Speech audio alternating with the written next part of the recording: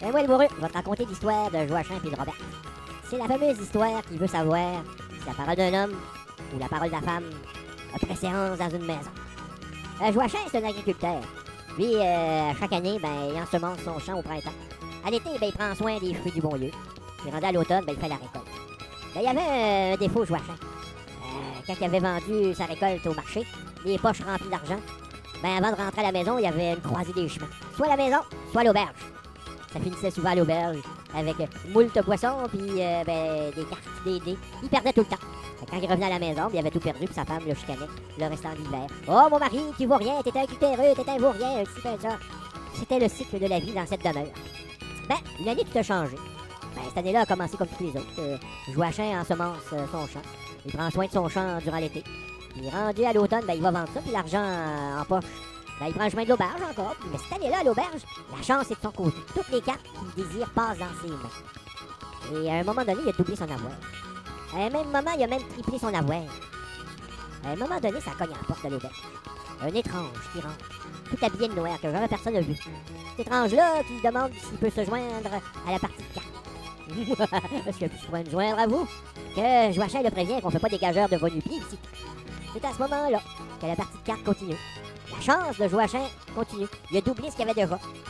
À un moment donné, Joachim il reçoit des cartes qu'on reçoit qu'une seule fois dans sa vie. Il décide de tout gager. Tout l'argent qu'il a gagné ce soir, l'argent de sa récolte, sa ferme, sa maison, puis son champ. Oh. L'étranger, lui, pour suivre, il sort une bourse d'argent. Déjà qu'elle avait déjà une sur la table. Il en sort un autre. Les pièces d'argent, c'était bien rare dans ce temps-là. C'était frappé dans les Europes, ça. C'était bien rare en motadine. C'est à ce moment-là que c'est le moment de vérité. Tout est sur la table. Joachim étale ses cartes. Quatre rois. Fier de son coup, fait un sourire de fanfaron. Oh, il est bien content, sûr de son affaire. L'étrange décide d'étaler ses cartes. C'est à ce moment-là qu'il affiche 4 roses. Malheur. 4 roses, malédiction. Joachim vient de réaliser qu'il a tout perdu. C'est à ce moment-là que Joachim, il venait d'admettre qu'il venait de perdre. C'est à ce moment-là qu'il a rebroussé chemin, retourné chez eux. Il expliquait à sa femme qu'il venait de tout perdre et qu'un étrange passerait le lendemain pour réclamer son dû, c'est-à-dire la maison, la ferme, le champ, puis tout leur argent. C'est à ce moment-là que sa femme s'est mise en colère. « Oh, Joachim, t'es un bon à rien, t'es un cutéreux, t'es un volupté, j'aurais dû jamais te marier. Oh, Joachim, t'es un maudit bruneux. » Bruneux, autrefois, ça voulait dire un insulte.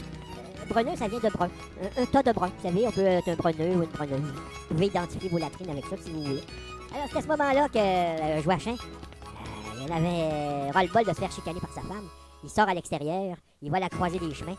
Il s'exprime ainsi. « Oh, ma femme, arrête pas de me chicaner puis être en colère. Je remettrai plutôt mon sort entre les mains du yob. Ouf, je suis dans des beaux draps. Je fais jamais appel au yob, au malin, à Satan puis à Belzébuth. C'est à ce moment-là qu'apparaît une grosse écran de boucan.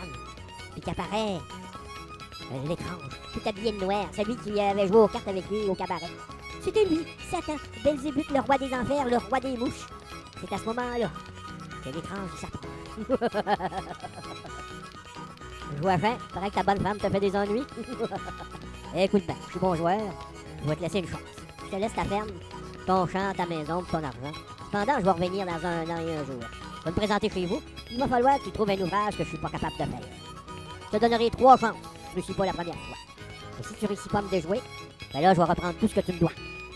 Alors, ta ferme, ton champ, puis ta maison, puis ton argent, puis en plus, ton âme, puis celle de ta femme. Le yob disparaît. Un an et un jour, ça passe aussi vite que le temps.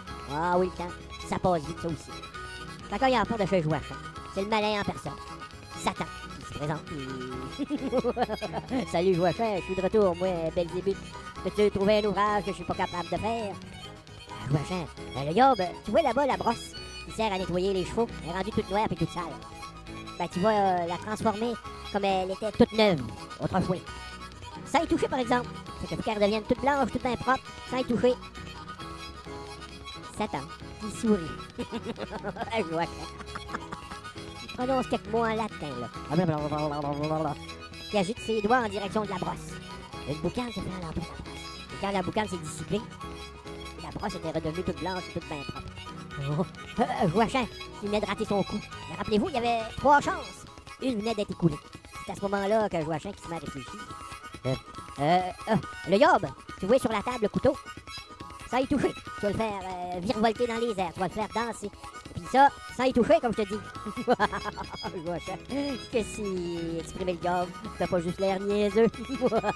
Avec des mots incompréhensibles. Le boucan qui se fait alentour du couteau, le couteau qui s'élève dans les airs, il commence à valser dans le vide. Joachim qui venait d'écouler sa deuxième chance. Puis là, Joachim, qui en était rendu à sa dernière chance, il était sur le bord du précipice. C'était à ce moment-là que sa bonne femme, qui observait la scène, elle se lève. Hé, Joachim, assis-toi, bouge pas. Non, tu peux respirer, ne bouge pas. Vous savez, dans les légendes, surtout les légendes canadiennes-françaises du terroir, le diable, ben, il est capable de se métamorphoser, prendre toutes sortes de formes pour déjouer les gens. Mais il a aussi la capacité d'être un très beau jeune homme et de séduire un grand symbole de la religion canadienne-française, la religion catholique, le symbole de la jeune fille qui représente la Vierge. Il est capable de séduire les jeunes filles. Donc c'était un beau bonhomme, comme dans mon histoire. C'est à ce moment-là que Robert s'approche du diable. Elle remarque que c'est pas un pichou. Donc elle s'arrange un peu, se remonte le derrière, puis le corsage. Ah, hey, le diable! Moi, si je te propose un ouvrage que t'es pas capable de faire, ça va-tu compter quand même? Le diable fait. Bien sûr, ma godinette, ma proprette, ma brunette. Bien entendu, ma galante. C'est à ce moment-là que Robert lui dit: regarde le diable, tu prends le couteau que t'as fait virevolter dans les airs, tu le prends dans tes mains. Le diable qui prend le couteau dans ses mains. Et à ce moment-là, Robert lui dit: bon, le diable, maintenant, tu prends ce couteau-là, tu le regardes bien. Je vais lever mon jupon, je vais te montrer mon gros derrière bien rond, puis je vais te faire un gros pet, afin que tu le tranches en deux, pour en faire des lanières de cuir, pour racler mes bœufs. Hein? Le diable qui avait ri à chaque défi que Joachim lui avait proposé. Mais cette fois-ci, oh que non! C'est à ce moment-là que Robert s'est exécuté. Avec un grand vent, d'une telle aisance, comme chaque genre de femme sait faire. Le diable qui prend le couteau, qui prend un grand élan pour trancher ce pet-là en deux pour en faire des lanières de cuir pour racler les bœufs de Robert. Et là, le diable, ça botte le diable. De trancher un pet en deux pour en faire des lanières de cuir pour racler des bœufs. Il y a des maudites limites.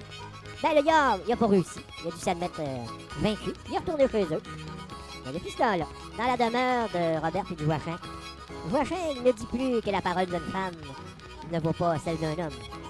Et vous, messieurs qui êtes à l'écoute, si une femme est capable de déjouer le diable,